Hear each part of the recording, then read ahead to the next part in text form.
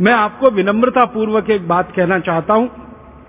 आप चिकित्सक के रूप में अपना क्लिनिक चलाते हैं, वहां तक तो ठीक है, लेकिन जब आप अपना घर चलाने के लिए सब्जी बाजार जाते हैं और सब्जियां खरीद कर लाते हैं, और सब्जियों के साथ साथ कभी आप फल खरीद कर लाते हैं, आपने कभी अंगूर खरीदा होगा बाजार से, काला अंगूर खरीदा हो या सफेद अंगूर खरीदा हो, तो अंगूर को आप ध्यान से देखेंगे तो आपको लगेगा कि उस पर सफेद सफेद रंग का कोई पाउडर चिपका हुआ है, और इतना जबरदस्त चिपका हुआ है कि उसको एक बार पानी से धो लो तो भी नहीं छूटता, 2 बार धो लो तो भी नहीं छूटता, 3 बार धो लो, 4 बार धो लो, 5 बार धो लो, 10 बार धो लो, 50 बार धो लो, 100 बार धो लो तो भी नहीं छूटेगा, क्योंकि वो ऑक्सैलिक एसिड का पाउडर है।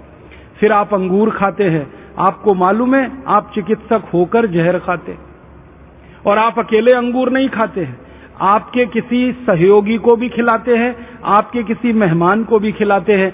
एक तरफ कहते हैं मेहमान देवता होता है, और उन्हीं को जहर भरा अंगूर खिला देते हैं। फिर यही अंगूर को आप सुखा लेते हैं, किशमिश बना लेते हैं, फिर इस किशमिश को खीर में डालते हैं, इस किशमिश को हलवे में डालते हैं, इस किशमिश को आप अपने कई तरह के पकवानों में डालते हैं, फिर खा जाते हैं, फिर उतना ही जहर आपने खा लिया।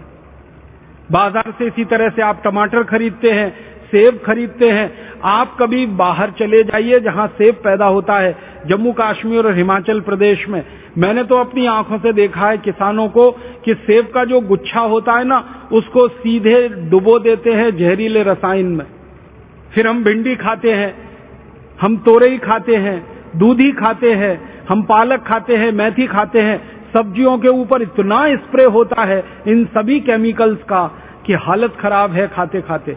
एक साधारण भारतवासी कल्पना करिए, साल भर में 200 मिलीग्राम जहर खा जाता है सब्जियों के रूप में, और एक साधारण भारतवासी गेहूं, चावल, चने, दाल पर जो यूरिया डाला गया, डीएपी, सुपरफॉस्फेट डाला गया, उसके रूप में करीब करीब 1 किलो 700 ग्राम रसायन खा जाता है।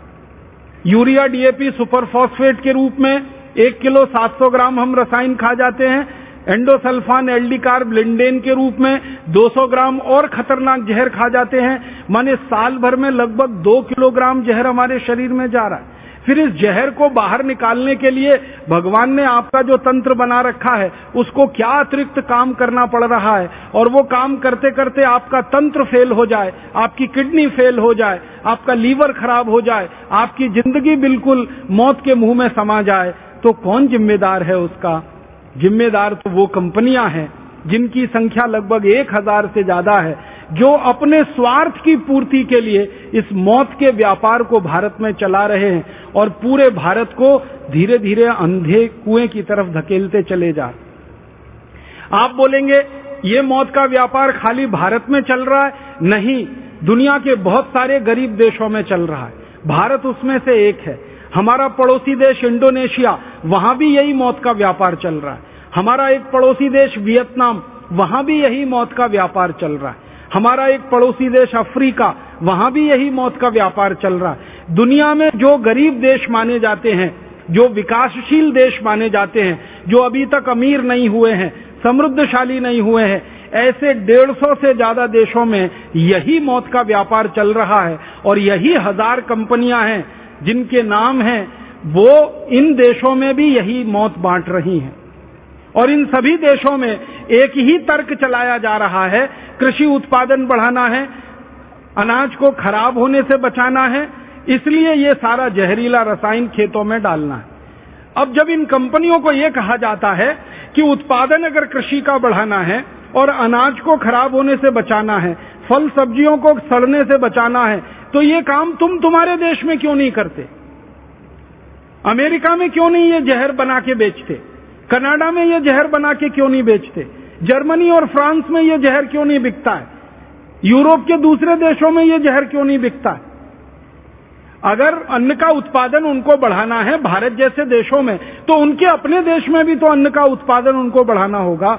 हमारे भोजन को अगर उन्हें बचाना है तो उनके अपने देश में भी होने वाले भोजन को तो बचाना होगा। आप इस बात को समझ लीजिए कि उनके अपने देशों में वो जहर मुक्त खेती करवाते, अमेरिका में और यूरोप के देशों में जो किसान खेत में जहर नहीं डालते उनको 400% तक सब्सिडी दी जाती है सरकारों की तरफ से। ये 400% सब्सिडी का मतलब आपको समझाना चाहता हूं। अगर कोई किसान अमेरिका और यूरोप में $100 का उत्पादन करे और उस खेत के उत्पादन में वो 1 पैसे का भी जहर ना डाले, यूरिया डीएपी ना डाले, एंडोसल्फान आदि ना डाले, तो उस किसान के $100 के उत्पादन को सरकार $400 में खरीदती है, ज्यादा कीमत दे के खरीदती है। $100 के उत्पादन को $400 में खरीद लेते हैं, फिर दुनिया भर के देशों में उसको वो बेचते हैं, ये अलग बात है। तो अपने देश में यूरोप और अमेरिका के किसानों को वो कहते हैं कि जहर मुक्त खेती करो, विष मुक्त खेती करो, खेत में जहर मत डालो और ज्यादा पैसा ले लो सरकार से। और वही देश की कंपनियां भारत में आकर उल्टा काम करती हैं, जहर युक्त खेती कराती हैं, विष युक्त खेती कराती हैं और हमारे खेतों की धमनियों में, हमारी धरती माता की धमनियों में इतना जहर डलवा दिया है कि आपके खून में, मेरे खून में, भारतवासियों के खून में ये जहर आने लगा है। हमारे देश में कई वैज्ञानिक संस्थाओं ने तो यहां तक रिसर्च करके बताया है कि माताओं के दूध में अभी एंडोसल्फान पाया गया है, माताओं के दूध में एलडी कार्ब पाया गया, माताओं के दूध में लिंडेन निकला है, माताएं अपने नौनिहाल बच्चों को जो दूध पिलाती हैं उसमें ये जहर पाया गया है। आप सोचिए कि ये जहर कितने बड़े पैमाने पर, कितने बड़े स्तर पर हमारे देश के लोगों के स्वास्थ्य के साथ खिलवाड़ कर रहा है। बहुत बड़ा मौत का व्यापार ये हो रहा है।